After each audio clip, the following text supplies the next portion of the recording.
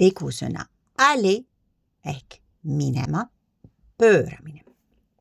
Kuigi tegusõna aller lõpeb ER-iga ja me võiksime siis eeldada, et see on esimese pöördkonna verb, ehk siis, et ta on reeglipäraselt pööratav, siis tegelikult on ta ebareeglipärane, ehk siis, et tema tüvi siin erinevates pööretes muutub ja pööratakse teda järgnevalt.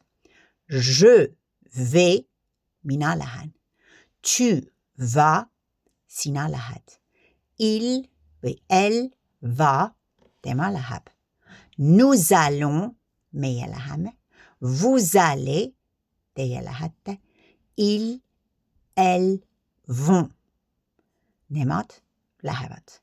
Kõigepealt pööran siis tähelepanu ka sellele, et kuna siin meie ja teie pööre algab täishäälikuga, siis me peame siin jälle selle viimase S-iga, mida me tavaliselt ei häälda, tegema liaisoni, ehk siis hääldame selle välja Z-ina.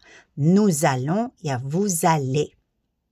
Ja nagu te näete, siis mingisugused lõpud on siin ikkagi täiesti aimatavalt juba oma pöörde lõppudega, aga siis, et ainsuse pöörded on hoopis nagu teise tüvega, kui oleks siis siin mitmuses.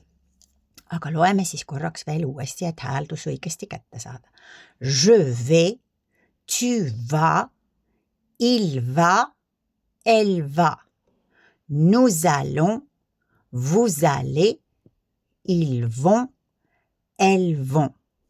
Je vais, tu vas, il va, elle va. Nous allons, vous allez, ils vont, elles vont.